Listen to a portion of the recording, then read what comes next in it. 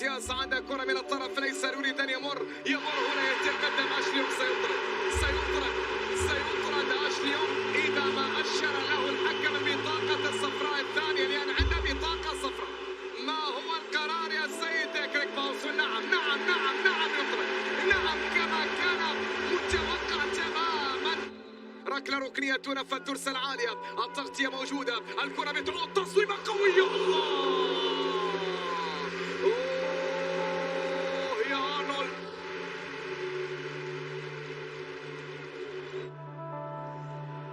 كرة منقولة عن طريق لويس دياز، يتقدم دياز في عرضية، لمسة يد أخرى، هذه ربما فيها وعليها يا سيد كريك باوسون. الآن هناك لمسة يد هي أقرب لأن تكون ركلة جزاء. الآن بعد العودة لتقنيات الفيديو هناك نعم ركلة جزاء لفريق ليفربول أمام بيكفورد. محمد صلاح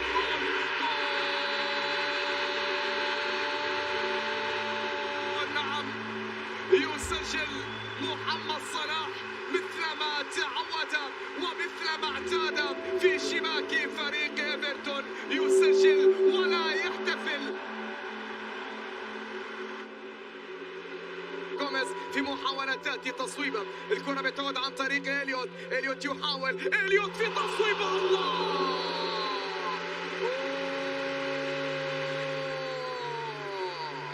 كاد أن يفعلها إليوت.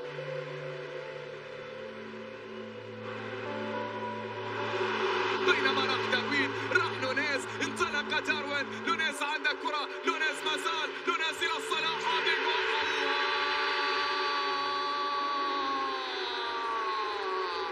حسمها الملك، حسمها صلاح، نعم وأنهاها تماما يا يورجن. محمد صلاح في اللحظات التي ساور فيها الشك بعض جماهير الريز حتى ولو مؤقتا. نعم هذا الذي كان يريد الريدز، مسافة صفر بينه وبين الصدارة. هذه الصدارة هل تستمر؟ هذه الصدارة هل تبقى؟ شون دايش يحيي جماهيره ويحيي كذلك لاعبيه حتى ولو بعد خسارة اعتادها نادي إيفرتون في ديربي ميرسيسايد. بطلها كان ملك ليفربول محمد صلاح اللي سجل هدفين هذه الليلة.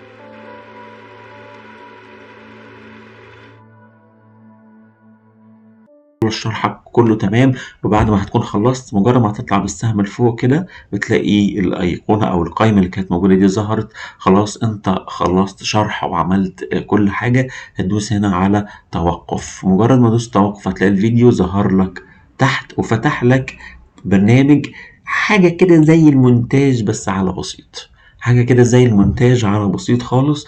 انت تقدر ان انت تقص، هنا هعمل لك المقص، تقطع مثلا حته معينه من اول الفيديو، من نصه، من اخره. تقدر هنا تعمل برضو اختصاص ان انت يعني صورت الشاشه كلها بس اكتشفت ان انت عاوز تصور جزء من الشاشه، مفيش مشكله، تمام. عاوز هنا برضو تعمل تغيير الحجم. تغيير الحجم ده يعني انت حاسس ان الجودة هتبقى اعلى فهتحاول تقللها برضو زي ما انت حابب. هنا عاوز تغير في سرعة الفيديو بتاعتك، تخليه سريع شوية، بطيء، زي ما انت عاوز. وهنا لو في تعديلات بقى بالنسبة للسطوع الشاشة زي ما انتوا شايفين، تقدر تتحكم كنترول كامل، لو بتعمل هنا تشبع الالوان. كل الحاجات دي لذيذة، يعني حاجات بسيطة بس فعلا بتفرق معاك في الفيديو بتاعك وفي النتيجة النهائية بتاعتك. هنا الحجم، لو انت مثلا مصور مقطع بالمقلوب تقدر ان انت تغير. بصوا اهي دي فكرتها عشان تعدله زي ما انت عاوز. وفي الاخر بتدوس على تصدير. مجرد ما هتدوس على تصدير هينزل لك الفيديو هنا على الديسكتوب بتاعك او على المسار اللي انت محدده. بس خلي بالكم دي علشان نسخة مجانية، هتلاقي الفيديو في ظهره كده او في الخلفية بتاعته الاسم البرنامج، لازم تفعله او لازم تشتريه. وده هنبقى ممكن يعني لما هوصل ليها ان شاء الله الحل هبقى ابلغكم بيها، بس هو ميزة جميلة جدا. طيب ناس هتقولي طب انت اساسا بتسجل الشاشه بايه؟ هقول لكم بالويندر شير فيلمورا، لان ده انا شغال بيه من زمان جدا. بس للامانه البرنامج ده فعلا فكرته عجباني جدا، لانه كمان سهل وخفيف ولذيذ. بس فكره الويندر شير فيلمورا هو في الاساس برنامج مونتاج، فالاوبشن عنده اكتر، تقدر تعمل مونتاج عليه اكتر زي ما انت عاوز. وبكده نبقى شرحنا بسهولة البرنامج، ولذيذ جدا جميل، ممكن تجربوه لحد لما اجيب لكم حل للتفعيل بتاعه.